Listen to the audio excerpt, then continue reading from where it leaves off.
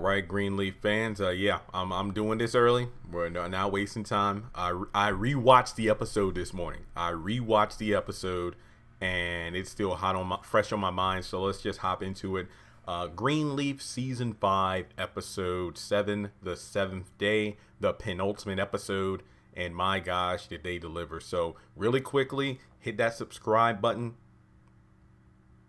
Hit the thumbs up button to show you like the video. That way more people can actually see it, because YouTube will push the video out there if it gets more likes. Follow me on social media. Links are in the description below. And hit the bell notification icon. But when you hit that bell, hit the all button that's going to pop up in the list. That way you get notified whenever I post any content. I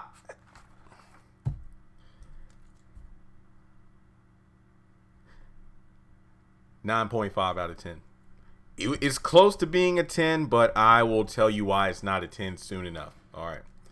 So Grace gets Darius out of jail. So Darius apparently was driving while high on PCP and resisted arrest. So I don't know if I mean, this obviously was arranged, for him to be arrested. So that basically to get him out of commission for long enough for, Bob to make his announcement and whatnot. And Grace got him out. And basically, instead of going straight home, Darius like, look, I still need to go sit with the family that said they would talk to me about Edenvale lending. And apparently the church is going to be torn down at 2 p.m. Apparently, Bob wants to make some kind of big announcement and treat this like a grand opening. So Bob hasn't even arrived in the city yet. But basically, Grace is like, hey, you don't have to pay me back, Darius. Look, you're unemployed because you stuck with this story to help me out. So don't even worry about it. So Aaron actually said that there might be a possible injunction to H&H that could stop the church from being torn down due to the fact that they purchased the land from Jacob and Carissa without divulging the information that they were really, I guess you could say, a branch from the H&H Corporation. So basically, they withheld vital information when they purchased the land, which could be used against them, but we'll find out later that that isn't really the case. So we have Bishop bringing breakfast to May in bed to kind of celebrate new church, new life. And even though we could sit around here and mope, I just want to, make the most of this brand new day. And he actually gets an engagement ring, which turns out to be the same ring that he used to propose to her the first time, back in the day. And she is really on the same, just on the same path of, look, we need to be on the same accord before we get remarried. And it has to do with the fact that I think what we could do is like sell 10 acres across the road, of the property, pretty much like in front of the gates. Like, hey, let's sell those 10 acres. We'll give that money to Tara, and that will be good enough. But Bishop is, and I agree with Bishop here, basically saying that any sort of offering or peace treaty, so to speak, is essentially hush money and admitting that I did something wrong when I didn't do anything. And she decides to give the ring back, and he takes the breakfast away. I thought that was actually pretty funny, because I thought it was like, I didn't say no, James. I thought she was going to say, I was going to eat that, James. Not to mention when she said same accord, I honestly thought she would bring up the fact that, well, I want you to get a physical, because if we can't even be on the same accord of you getting a physical to make sure you're healthy, like, I don't think getting remarried is the right idea, which honestly I can agree with. I feel like that's a fair assumption. No need, and I hate to say this based on what happens at the end of the episode, but I wouldn't want to get married with somebody who doesn't want to take care of themselves. Like, why would you put yourself in a position where if you get attached to someone, and in this case get married, and then they unfortunately pass away soon, because man, this could have been avoided if they got a checkup or whatever, because you don't want to be a widow or a widower not too long after the honeymoon. So honestly, I really did think a physical would have been brought into the conversation there. But we move over to Zora and Jacob, and I already did a video on this based on the sneak peek. And yeah, this is just a mini Carissa. It's like she said, I don't forget. And I'm thinking to myself, well, Zora, apparently you remembered everything else from the conversation yesterday with your father and your mother, but you seem to have forgotten the fact that Jacob literally said, if the ticket is refundable, cancel the ticket. Your mother and I will talk with your cousin and then see if we can get you situated with her. That way, we know you're with somebody who we're close to. and then we'll buy you a ticket. But she wants it done right there, right then, right now. And that's so freaking stupid. So let's just jump ahead to another Zora scene. I believe that later in the episode, her and Sophia are just chilling in Sophia's room, I think. And, Zora is still dead set on going to New York tonight. So, wait. Let me get this straight. You want me to ask my mom for money? So essentially, not only is Zora ignoring everything Jacob was trying to tell her, and remember, he's trying to meet her halfway. Yeah, he kind of barked at her, but, like, let it go or back off. But basically your mother and father just not only told you of their divorce.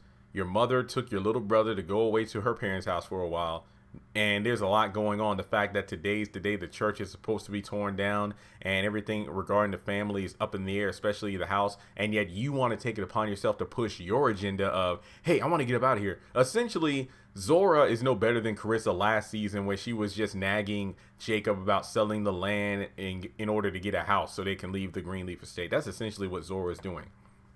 But not only that, she's telling Sophia, hey, I know your mom has all that money left from, her real father. So why not, get some of that money from your mom so we can go to New York together. So essentially, Zora wants to use basically use her auntie's money in order to get up and out of the house to go to New York. And Sophia is pretty much going to be her financial, I guess you could say, resource, which I think is pretty low down. Sophia calls her out like, oh, you think I'd do that after you told about those photos?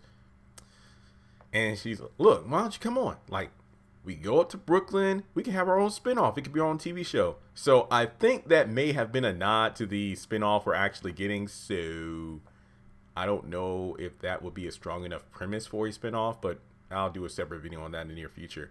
But then we hop to the very end of the episode where, Zora is packing her things. I'm like, what? And then Sophia talks with Grace and admits to how wrong it was for sending the photos. And Grace is like, what photos? Dun, dun, dun. Yeah, that's the end of that. All right, so we go over to AJ and Bishop. Bishop, is coming down the stairs, and AJ is just arriving basically because he needed to have assistance with opening the crate to start working on the car. And he asks if Bishop is okay. And then, Bishop is kind of stumbling in his mind because you can tell he's trying to remember. Oh yeah, the car. Yeah, don't worry. It's like, I want to make sure to make the most out of this day, no matter what Bob Whitmore or H&H or that lunatic grandmother of yours. Man, I love the fact that he referred to me as a lunatic in regards to the whole Tara Rochelle thing. But he says he'll be down about 30 minutes. So then we go over to, down at the garage. AJ's talking with Bishop. And again, I did a video about the clip we got yesterday. But of course, this entire scene was great. Bishop's like, well, I think we should pray for some strength. That way we can get through this project together. And AJ, he hasn't really been to church and he hasn't gotten saved because Bishop is like, oh, wait, don't tell me you're like your sister. You don't want to, you're a doubter. But again, what I love, and this is how Christianity, I'm a Christian, but at the same time, for any religion, it's not a good thing to kind of push somebody into it, basically saying, because he even mentions like, if you get saved, it's like God, Jesus will take your soul out of the, damnation pile. But, Jesus doesn't destroy souls. That's something we do to ourselves. What I like is, when people allow you to move at your own pace, like,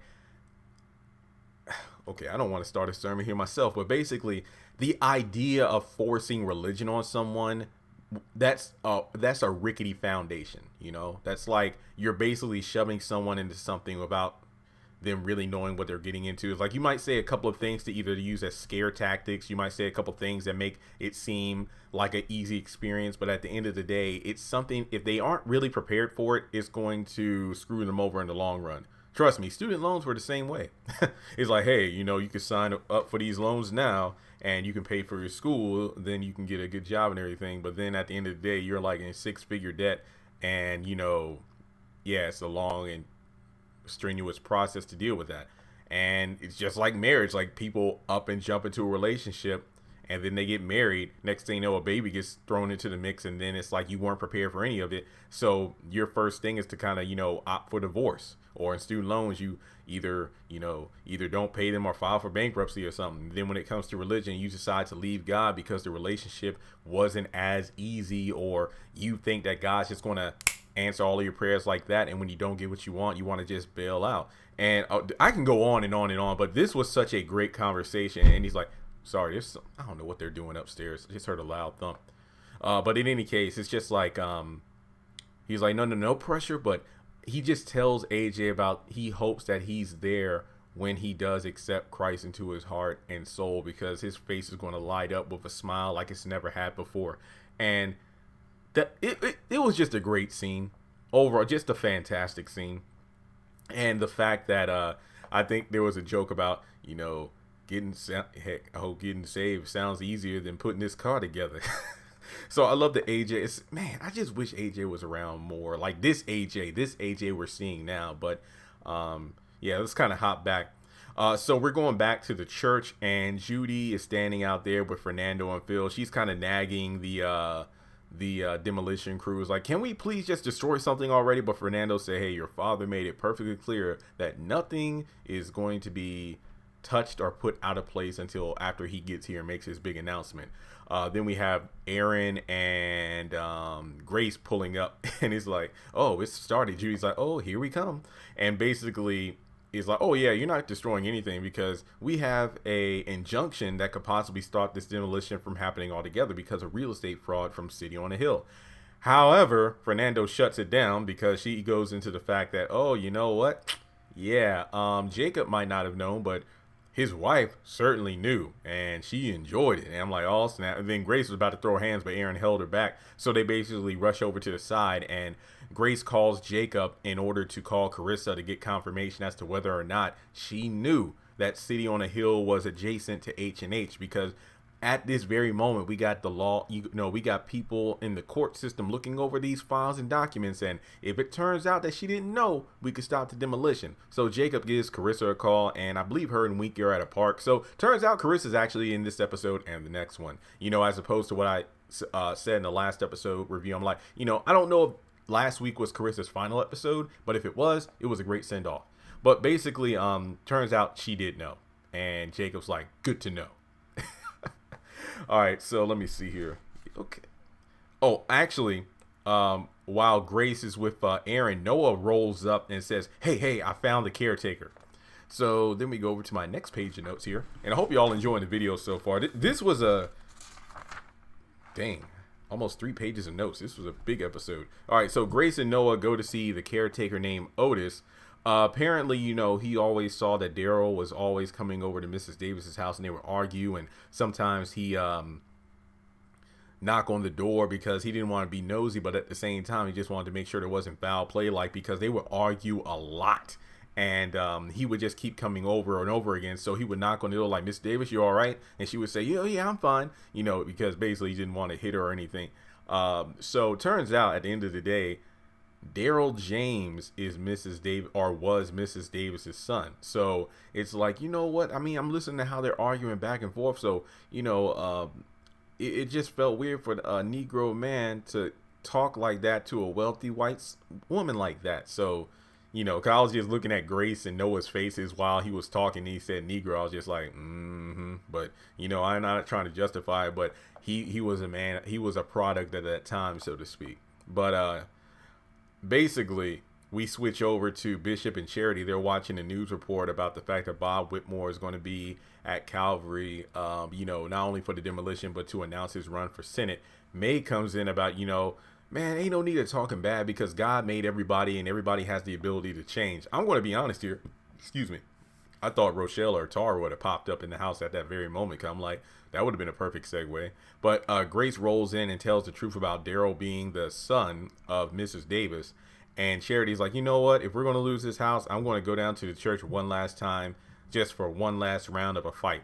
I mean, I like this proactive Charity. So Bishop wants Rochelle and Tara to come to the house immediately. May doesn't want it, but it's like, nope, no.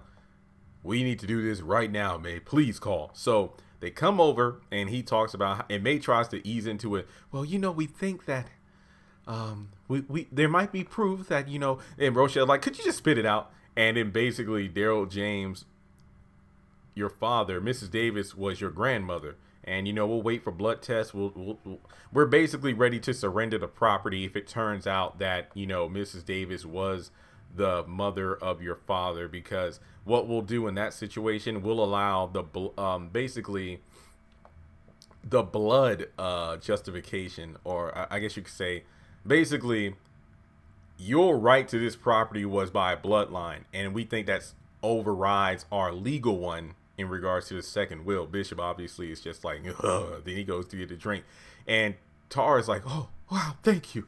But then Rochelle's like, man, what's that? Screw that. No. This isn't it. Wait, actually, did I skip something? Oh, I'm sorry. May and Tara actually met earlier that day in the episode. Basically, May's presenting the offer of, selling the 10 acres, giving the money over. But Tara makes it clear that for Rochelle, that isn't going to be enough. And look, Miss Greenleaf, I don't even want to throw you out the house. We're not in this together, but at the same time, we just want justice to be served because we're the ones who lost a father. And, Rochelle just wants the truth. She wants Bishop to admit to killing their father, but if he didn't do it, then, obviously she's never going to be satisfied. But sorry, I actually skipped that. My bad. But, Bishop is like, what is it, Rochelle? Like, what do you want? Because I told you I had nothing to do with your father's death. And, Tara's like, girl, if you don't shut up, they're going to give us the house. It's basically like, if they were on Deal or No Deal or something like that. And it's like, okay, the banker, he just offered you $750,000. Like, imagine if they were on Deal or No Deal. And it's like, Rochelle and Tara have one case, and then there's another case that's still up there. One of the models is like, one case holds $1 million. The other case holds $1. So you can either take this deal of $750,000, or you can not take the deal.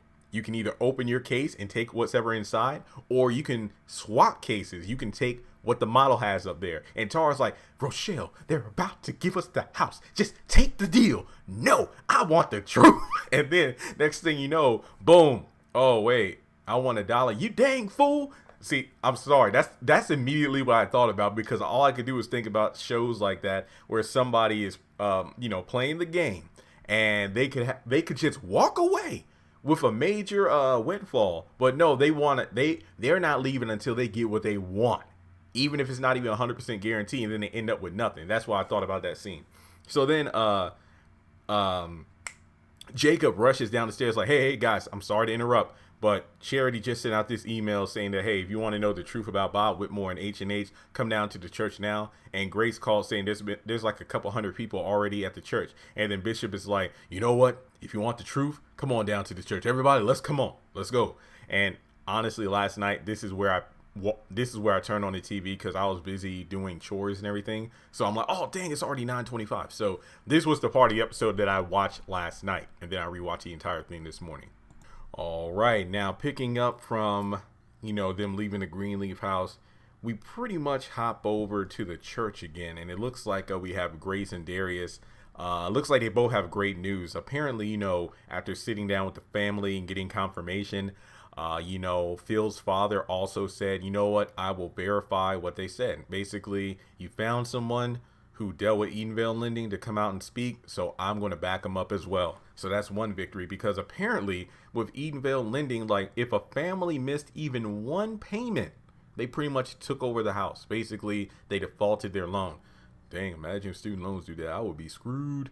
And CBS will run the story on Bob. He's inside trying to do damage control. The congregation ain't buying it. He's like basically defending. It's like, this misguided young lady, Charity sitting in the front row, this misguided young lady is just basically digging up stuff from the past that doesn't even matter. And it's like, we didn't do anything wrong. And then we have Grace and Darius pulling up with the receipts. It's like, what proof do you have? I can't really do a Bob Whitmore impression, but it's like, what proof do you have that I wronged certain people? Not to mention, you mean that I targeted black families? I don't think so.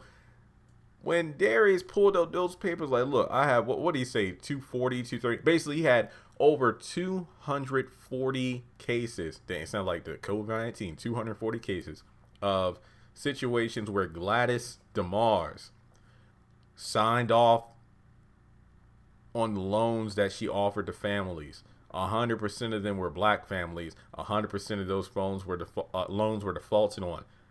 Bob was like, well, I didn't know what Gladys DeMars was doing. Phil's looking like, you mother. And Phil finally gets up to speak after he's heard enough. Basically, Bob's like, well, I was wondering where this young man, or this intelligent young man, would come to my aid. Because Bob's, just trying to, basically fight an elephant with a slingshot. And now, Phil's come up with a suit of armor, hopefully to help out. But no. Phil basically says Gladys DeMars was my mother. And as a child, I knew she was working to, provide, but I never knew what it was she was doing. But then on her deathbed, she kept telling me that there were some sins that are some things she did where they were unforgivable. And it's like, what could she be talking about? She never told me. It's like, what could we do that would be unforgivable to God? But now he knows. It's like, you don't know, son. I'm not your son. And then he asked Judy for the ring back, and Judy's like, what? It's like, fine, take your dumb ring. And I'm thinking to myself, dumb ring? I mean, that never stopped you from flashing that ring off to Charity, to Phil's father when you met him last week. And it's like, now all of a sudden it's a dumb ring. So she just basically takes the ring off and throws it on the ground. Everybody's like, and then Fernando kind of, takes her by the shoulder, and they sit a few seats down from Phil. And, Charity's looking like, tried to tell you, black behind. So then we go over to, let's see.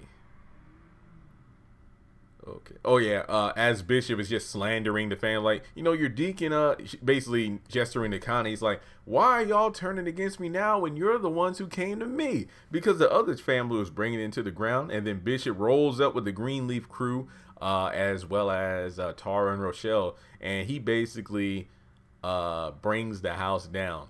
No pun intended here, given the fact that there are wrecking balls and the demolition crew right outside the walls of Calvary. I want to try to summarize what he said as best as possible, because there was a lot that that was basically said. All right, so, and I could be wrong about this, because I actually talked with Melrose and a couple other people trying to see if my interpretation of what Bishop was saying was correct. So, essentially, go back to last season when I believe it was Misty and her niece who were trying to get May's name removed from the scholarship because of the fact that May kept saying, I didn't know what Mac was doing. But after some self-reflecting and prayer, she basically was like, you know what? Maybe there were a lot of signs that were there, but I turned a blind eye to them. So in a way, it's like, I kind of knew what was going on, but I just couldn't believe my brother was capable of doing something like that. And I never thought to just stop and ask the question of, is there any foul play? But instead, I just ignored it and kept going about my business. In this season, it seems like what Bishop was saying was that, okay, so originally it was actually Daryl James who gets the house. And moving on from there, Daryl James was originally supposed to get the house. And then the fire occurred and Daryl James lost his life. And then I believe it was stated that Mac told Bishop to go talk with Mrs. Davis because she knows she has all that property, she has the house and no one to leave it to, but she wants to use it for good. And apparently the house will be used as collateral to get a bank loan in order to purchase the church and, build on it from there. And he kind of blinded himself to a connection between, the fire, the house, the church, Daryl James, and Mac, suggesting that Bishop call her and, kind of arrange a meeting. So that's how, Bishop got the house. And like I was saying before, similar to the whole situation of May, Mac, the scholarship, and the girls he messed around with, May kind of blinded herself to the signs of a connection and just proceeded to move forward. And not only that, Bishop goes on to say that was pretty much the beginning, because from there were many times where every day, what I like to call like micro sins, he just let little things slide here and there. And as a result, he really just compromised his morals because he was being successful. It's like, oh, a little sin here doesn't hurt anybody. Because in some people's minds, if they do enough good, sinning every now and then isn't a bad thing. It's like, oh, I stole this $5 from so-and-so, but overall, look at the good I've done and how successful I am. And as a result, he feels like the church was built on lies. And he apologized not only to his family for getting them involved in this mess, being paying for the consequences of his own sins and shortcomings, but also the congregation, because he just wanted to show them what is possible. And with God, you can achieve everything. But as a result, all I've shown you is that you can't really accomplish anything without him. And then I love how Carden jumped up and was like, no, you taught us way more than that, Bishop. And then May and everybody, a few other people jumped out. That's right, amen. And then from there, Charity starts singing Amazing Grace. Bob suggests that, Phil suggests Bob leaves. He takes Judy and Fernando and leave. Then the Greenleaf family come together on stage, and that's the end of the scene. But what an amazing, amazing moment. Now, from there, James also shouts out to Bob, I told you, your days are numbered. Boy, thinking about that line in the ending of the episode. Oh, boy. All right, so then we have Rochelle leaving the church. Grace catches up and asks if it's over. Are you satisfied yet? I'm not happy, but basically she's content and satisfied with the truth. What Bishop did on that stage is exactly what she wanted more than anything else. Not the house, but the truth.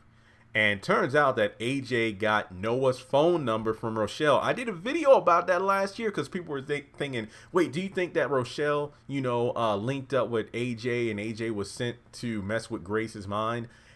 In a way, yes, in a way. So the thing about it is, it's like, who knew? And then Grace is like, oh, yeah, well, you know what? Thank you, because you're right. Rochelle was sending a message like, just know that I know something about you that reveals that you aren't as squeaky clean and you're not any better than anyone else. Abandoning your child like that, it's really messed up. And then she's like, yeah, I know you did that to mess with my head, but in the end it turned out to be a blessing. And it's like, who knew? Sometimes the Lord works in mysterious ways, even with a sinner like me. And then she walks out, she pushes the door, we get a bright light, and that, for me, that's kind of like, moving on to the future. So I don't know Rochelle's in the next episode, allegedly for Bishop's funeral, but if that was her last scene, what a way to go out. And then we got Phil rushing up to Charity. He gets curbed hard. Basically, thanks to helping, open his eyes to the truth. And the whole thing with Judy, I'm sorry and I love you. But Charity's like, nuh-uh. I knew there was some good in you. I'm happy for what you did in there. But you know what? The father of my child never hurt me as much as you hurt me. I'm never going to trust you in my heart again. Never. She walks off. He's dumbfounded. She's sad, but she ends up smiling. And I'm like, that's a heavy, heavy cross to bear. Like, the father, her husband, her ex-husband, the father of her child, the one who left for another man, didn't even hurt Charity as much as Phil, who pretty much, wrapped her around his finger, got her to betray her family, basically engaged, they got engaged, then they had sex. And then the very next morning dumps her for another woman. And then, yeah. Wow. All right. So then we go over to Darius and Grace. I think Darius is dropping Grace off at home. And, Bob, apparently, according to CBS, Bob Whitmore is stepping down from H&H. And, Grace is just so ecstatic about everything that's been going on. She can't believe everything is turning around. And then, her and Darius kind of make out. It's like, hey, we can go to my house. It's like, no, Sophia wants to talk to me about something. And like I mentioned earlier in reviews, Zora's still packing because she's dead set on going to New York, even though I don't think it was ever confirmed that, Sophia got the money or that place she wanted got the down payment, but whatever. Because earlier in the episode, I think Carissa did say that, yeah, I know Zora sent me the email about that apartment she was looking at. But, yeah, I already talked about Sophia telling Grace about the photos. And then we get to the final scene where we got May. She's all dressed up in her nightwear. She got some perfume on, and she's like, oh, James, I was thinking about earlier this morning, the reason I said no to, getting married right away, because I was in my own world with these, my own little reservations about the whole Tara situation in the church, but everything's turned around. So let's get married tomorrow. Bishop sitting on the edge of the bed, Bible in hand, seemingly unresponsive, not being able to talk. Really reminds me of Zechariah in the Bible when the angel took away his ability to speak and he wouldn't be able to talk again until John the Baptist, his son, was born. and I don't know exactly what he was suffering from, a stroke or a seizure, but basically all he could do at the moment was gesture for a pen to write down "I do." He smiles, and May calls 911 first. Just say, "Please." She gives the address. "Please come immediately." And like, "Grace, Grace," and then she gets the pen out, and he writes "I do," and then it's like, "Look, I do too. I love you. Please hang on, James, hang in there." And he falls back, and the last thing we hear when the screen goes black is "Help!" So, that was the end of the episode, guys. I think Bishop is gone.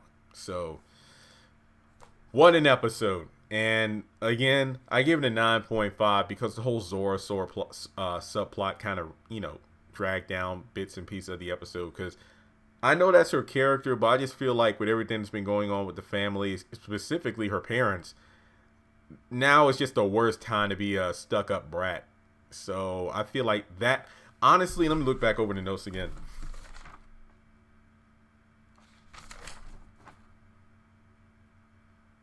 Yeah, honestly, the Zora stuff was like the only down parts of the episode. Everything else was strong, from Bishop talking with AJ to the epic scene in the church. I think I tweeted out like, somebody find the paper towels, everybody's spilling tea. Bob's running his mouth, then Darius comes in with the receipts. Phil shuts it down, gets the ring back from Judy, then Bishop comes in and brings the house down. It was just non-stop. But yeah, the Zora stuff was pretty much the weak points of the episode for me, and their potential jab at the spinoff. But other than that, I thought it was a fantastic episode. Will next week get a 10 out of 10?